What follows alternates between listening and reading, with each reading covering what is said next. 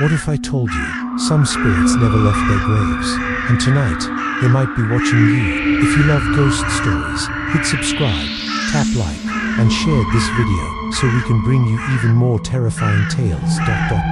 Subscribe, like, share to keep the ghosts coming. The sun was just beginning to slide behind the Pennsylvania hills when Jonathan Hale pulled his rental car into the small gravel lot overlooking Seminary Ridge. The evening light spilled like honey across the fields, gilding the tall grasses and the scattered monuments that dotted the countryside. To anyone else, it might have been a scene of quiet beauty, a pastoral stretch of land preserved by history and time. But Jonathan had not come for beauty. He had come for ghosts. The Battle of Gettysburg had always fascinated him, not for its strategy or its place in the annals of war, but for the sheer weight of death it represented. Over 3 harrowing July days in 1863, more than 50,000 men were killed, wounded, or went missing. The air itself seemed saturated with their agony. A century and a half later, Jonathan stepped out of the car, closing the door softly, as though afraid to wake something. His boots crunched against the gravel as he made his way toward the low stone wall that bordered the ridge. Below, the valley stretched out a rolling carpet of green and gold, punctuated by cannons, markers, and statues. It was quiet now, except for the occasional cry of a crow wheeling overhead. He raised his camera, instinctively framing the scene. He was working on a documentary, or so he told his producers back in New York. But what he really wanted was proof. For years, visitors to Gettysburg had reported strange occurrences: phantom gunfire in the dead of night, spectral soldiers marching in tight formation, disembodied voices whispering orders, and figures seen out of the corner of one's eye that vanished when approached. Jonathan wanted to see one for himself. As the camera clicked, a breeze stirred the tall grass, bending it as though some unseen regiment were passing through. Jonathan shivered and lowered the camera. He wasn't alone. He spent the first hour walking the ridge, tracing the famous positions where Union and Confederate troops had fought, killed, and died. Bronze plaques told the stories of regiments that had held or broken under impossible fire. He paused at one marker, the 20th Maine Infantry, Joshua Lawrence Chamberlain's unit, which had famously defended Little Round Top on the second day of battle.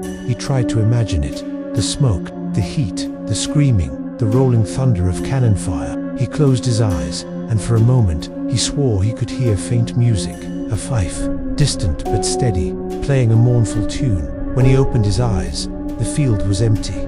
The sound had stopped. Night came quickly. Came quickly. By the time Jonathan returned to his car for his equipment, the fields had darkened into a patchwork of shadows and moonlit grass. A fog began to creep in from the low ground, coiling around the monuments and spilling like pale smoke across the valley floor. It was exactly what he had hoped for. He set up his tripod near the stone wall and let the camera roll. The lens pointed toward the valley where Pickett's charge had thundered across on the third and final day of battle. Somewhere out there, men had died by the thousands, cut down by rifle fire, torn apart by artillery, bayoneted in desperate hand-to-hand combat. The grass below hid their blood, but Jonathan felt it there, invisible yet permanent. Minutes passed. The only sounds were the whisper of wind and the occasional chirp of a night insect. Then came something else, faint but unmistakable. Footsteps. Jonathan's heart leaped. He turned toward the sound, expecting to see another tourist, a late-night battlefield guide, maybe even a ranger, but no one was there. The footsteps went on, deliberate and rhythmic, crunching across the gravel somewhere just beyond the edge of the fog. He turned the camera, focusing on the shifting mist. That was when he saw them. At first, he thought it was a trick of the light, shadows moving strangely, the fog thickening into human shapes. But the longer he stared, the more distinct they became. Figures in uniform, their outlines hazy yet unmistakably human. They marched in silence, bayonets fixed, muskets glinting faintly in the moonlight. Jonathan froze. The line of soldiers advanced a few paces, then seemed to dissolve into mist, only to reform several yards closer. They weren't walking on the ground so much as through it, like images projected onto reality from some other place. Jonathan's breath fogged the air. He raised the camera, but his hands were trembling. The figures passed within 50 feet of him, their faces pale, their eyes hollow and black. Not one of them looked at him. Then, just as suddenly as they had appeared, they were gone. Jonathan stood in stunned silence, the camera still running. He could hear his own breath, ragged and fast, and the pounding of his heart. He had come for ghosts, and they had come, but this was only the beginning. The next day would bring more voices in the wheat fields, shapes seen between the trees, the faint smell of gunpowder on the morning air. Each night the encounters would grow stronger, more insistent, until Jonathan could no longer tell if the battlefield was haunted, or if he was becoming haunted himself. By the time the third night came, he would no longer be sure which century he belonged to, and when the sun rose again, he would not be alone. Jonathan did not sleep that night. He sat in the dimly lit room of his small inn on Baltimore Street, watching the footage he had captured over and over again. Each time he played it back, the shapes in the fog seemed more distinct. The gleam of a musket barrel, the curve of a kepi cap, the pale sweat-shined faces of men who should have been nothing more than bones in the ground. It was real. He wasn't imagining it, and yet, even as the certainty thrilled him, a deeper dread began to gnaw at the edges of his thoughts. Because if it was real, if he had truly filmed a ghostly regiment marching through the fields of Gettysburg, then he had crossed a threshold that could never be. Jonathan shut the laptop and stared at the wall. He could still hear them faintly, like an echo trapped in the marrow of his bones. The steady rhythm of boots striking earth, the breathless silence of men who knew they were walking toward death. He turned off the light and tried to sleep. The dark was worse. The next morning broke bright and cloudless, the kind of blue sky day that should have burned away any hint of fear from the night before. Tourists swarmed the visitor center. School buses, families, history buffs with maps in hand. Jonathan joined them, though he felt as though he were walking underwater, each step too slow, too heavy. He spent hours exploring more of the battlefield, Devil's Den, the wheat field, the peach orchard. Everywhere he went, he felt the same pressure, as if the air were too thick, too heavy, as though the earth itself remembered. At Devil's Den, he found himself standing among the great boulders where Confederate sharpshooters had taken position. The rocks were cool beneath his hands. When he closed his eyes, he thought he could hear the crack of rifles, the shouted orders, the scream of the wounded. And then, quite suddenly, he was not alone. The first figure appeared on the far side of the boulder, a man in butternut gray, sitting with his back against the rock, clutching his chest. His face was pale, slick with sweat. Blood stained his jacket. Jonathan froze, every nerve screaming at him to run. But the man did not move. His eyes were glassy, fixed on some far-off point beyond Jonathan's shoulder. Then a second figure appeared, crawling through the dirt, another soldier, this one missing half his face. Jonathan stumbled back, nearly falling against the rock behind him. The world seemed to tilt. The air was thick with the smell of blood and black powder, the heat of July pressing down on him, though the September morning had been cool only moments ago. Gunfire cracked close, impossibly close, and Jonathan threw himself to the ground. He could hear men shouting, boots pounding, the metallic clatter of ramrods as muskets were reloaded. And then, as suddenly as it had come, the sound stopped.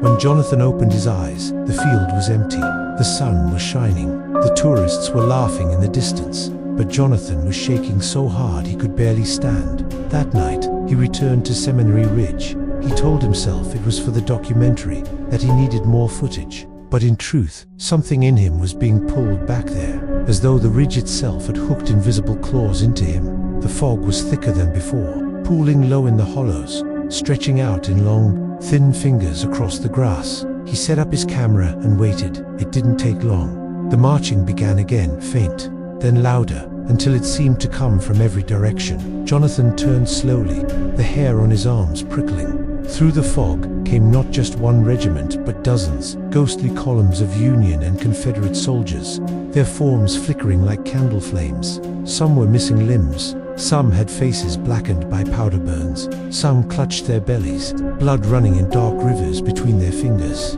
They did not seem to notice him, but one did.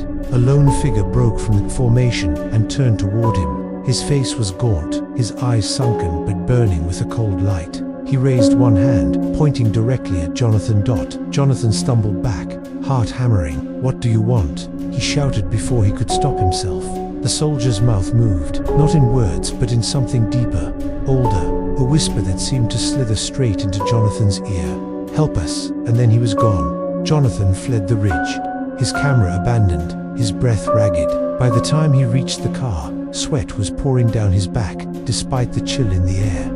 That night, the dreams began. He dreamed of the week choked with corpses, the moon shining on their upturned faces. He dreamed of a drumbeat that never stopped, of boots stamping out a rhythm he could not escape.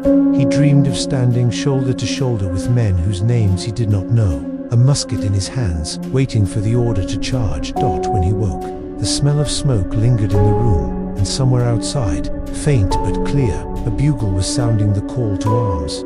The third night was different. Jonathan knew it before the sun had even set. The entire day had been thick with unease, as though the town itself were holding its breath. Shopkeepers on Steinway Avenue seemed quieter, the tourists fewer. Even the air had a strange weight to it, a stillness that pressed against his chest. He didn't bother telling himself he wouldn't go back to the battlefield. He already knew he would. He gathered his equipment at dusk, but this time he packed with trembling hands, extra batteries, fresh SD cards, a flashlight he doubted he dared to use. When he reached Seminary Ridge, he was not surprised to find it deserted. Not a single other car, not a single other soul. The fog was already there, waiting for him. It pooled low over the grass, so thick it seemed to muffle sound, swallowing his footsteps. The world beyond 20 feet was gone. The moon hung overhead like a pale coin, haloed in cold dot. Jonathan set up the camera with mechanical precision, though his heart was hammering. The first roll of fog slid between his legs, curling like smoke. He could smell it now, acrid, metallic, like gunpowder and sweat. Then came the drum, a single, slow beat, deep as thunder. Jonathan froze. The beat came again, and again, until a rhythm formed the cadence of a march. Somewhere in the mist, a fife began to play, shrill and mournful. The sound raised the hair on Jonathan's neck. The fog shifted. They were coming. The first line of soldiers emerged from the mist, bayonets catching the moonlight. But this time, they were no longer transparent shadows. They were solid uniforms caked with mud, faces hollow but alive with grim determination. The ground seemed to tremble beneath their boots. Behind them came another line, then another, until the entire field was full. Jonathan stumbled back, camera forgotten. The night had turned to chaos. Shouted orders, the crash of musket fire, the shriek of shells overhead. He flinched as a cannon roared somewhere to his right, the concussion slamming into his chest. He was there, not just watching, but there. The air stank of sulfur and blood. The ground was slick beneath his boots. Men shouted and screamed around him, some falling, some charging. Jonathan pressed himself against the stone wall, heart hammering, as a wave of grey-clad soldiers swept past. Firing as they ran, he covered his ears and screamed, but the sound was lost in the dim dot. And then a voice, calm, clear, cutting through the chaos. "Stand your ground." Jonathan turned and saw him, a Union officer standing not 10 feet away, sword drawn, face streaked with grime. His eyes locked on Jonathan's, sharp as bayonets. "You don't belong here," the officer said, though his lips barely moved. "But you've seen, and now you must choose." "Choose what?" Jonathan shouted, though he couldn't hear his own voice. "To march," the officer said. That the world lurched. Suddenly Jonathan was holding a musket, the rough wood biting into his palms. The line of soldiers pressed close on either side of him, faces grim. He could smell their sweat, their fear. The officer raised his sword, forward. Jonathan screamed as the line surged ahead, carrying him with it. The musket was heavy, the bayonet glinting. Gunfire erupted from the far side of the field, tearing men down around him. He stumbled over a body, kept running, the world narrowing to the sound of his own ragged breath. The enemy line loomed closer. He could see their faces now, young, terrified, just as human as the men beside him. He didn't want this. He didn't want any of this. The moment shattered like glass. Jonathan found himself on his knees, gasping for air. The battlefield was silent again. The fog was gone. The moon shone down on empty fields. He was alone, or almost. A single figure stood at the far end of the field. The officer, sword still in hand. "You heard them," the man said softly, voice carrying on the still air. "We march until we are remembered, until the living understand what we gave." Jonathan couldn't speak. The officer raised his hand in salute, then turned and dissolved into the night. Jonathan stayed there for a long time, shaking, until the sky began to pale with dawn. He had no footage. The camera was shattered. its lens cracked. His clothes smelled of smoke and sweat, and on his palm, where the musket had pressed against his skin, there was a raw red marked dot. Not a dream, not a hallucination. He had marched. Jonathan did not drive away that morning. He sat in the car for nearly an hour, hands locked on the wheel, staring at the empty field where the nightmare had unfolded. His body ached, muscles stiff as though he had truly run across a battlefield with 100 pounds of gear on his shoulders. The smell of smoke still clung to him, even after he stripped off his jacket and left it crumpled in the passenger seat. He should have left. He should have gotten back on Route 30, driven east, and never looked back. But instead, he found himself returning to town. The streets of Gettysburg were quiet that morning. Strangely so, the tourists seemed muted, as if the world had turned down its own volume. The few faces he passed seemed to glance at him with something like recognition. Or was that just his imagination? He wandered through town aimlessly, past the Wax Museum, past the ghost tour signs promising chills and thrills. He almost laughed. They had no idea. At a small diner near the square, he sat at the counter and ordered coffee. The waitress, a middle-aged woman with kind eyes, poured it without asking if he wanted cream or sugar. "You were out there last night," she said casually, as if commenting on the weather. Jonathan froze. "What?" "The ridge." She nodded toward the window, though the battlefield was miles away. "You've got that look," he swallowed hard. "You've seen them?" Her smile was sad. "Everyone here has. Some of us stop going after a while. Others," she shrugged, "others can't stop." Jonathan didn't finish his coffee. By nightfall, he was back at Seminary Ridge. It felt inevitable now, as though the town had been nothing more than a brief interlude between two chapters of the same nightmare. The fog came earlier this time, curling like a living thing, coiling around the cannons and markers. The air was colder, the stars sharper. He did not bring the camera. He did not need it anymore. The first sound was the bugle, clear, pure. The call to assembly. Jonathan's breath caught. The soldiers came again. From the trees, from the mist, from the very earth itself. Line after line, gray and blue, side by side. Some were limping. Some carried the wounded. Some had no faces at all, just dark hollows where eyes should have been. And at the front, the officer. Jonathan stepped forward. His legs trembled, but he did not stop. "You came back," the officer said. Jonathan nodded. The man's expression was unreadable. "Then you march." The world shifted. The field blazed with light, torches, muzzle flashes, burning wagons. The sound of battle swelled until it drowned out everything else. Jonathan was among them again, musket in hand, sweat stinging his eyes. But this time he was not afraid. This time he ran with them. The line surged forward. The enemy line met them. The air became fire and blood and screams. Jonathan could feel the bayonet slam home, feel the recoil of the musket against his shoulder. The man he struck fell, eyes wide. And in that moment, Jonathan knew this was not a haunting. This was a war that had never ended. When it was over, the field was littered with bodies. Smoke hung low, choking and bitter. Jonathan stood among the fallen, chest heaving. The officer approached, sword dripping with something dark. "You see now," he said. "You belong to this ground." Jonathan tried to speak, but no words came. The officer raised his hand in salute once more, and then the entire scene dissolved like mist in sunlight. Jonathan was standing alone in the moonlit field. The fog was gone. The silence was total. He never left Gettysburg. Not that night. Not the next. Days later, a park ranger would find his car still parked near Seminary Ridge, a layer of dew coating the windshield. Inside was his broken camera, the footage still unrecovered. Some say if you walk the ridge on certain nights, you can see a new figure among the ghostly ranks.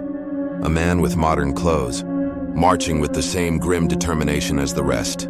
And if you stand very still, just before dawn you can hear his voice, faint but unmistakable. "I see you." And then, from somewhere in the mist, march. The fields of Gettysburg remain quiet by day, but by night, the dead still rise. The war still rages. And somewhere out there, Jonathan Hale is still running, still fighting, forever part of the army that will never stop until the living remember. The march never ends.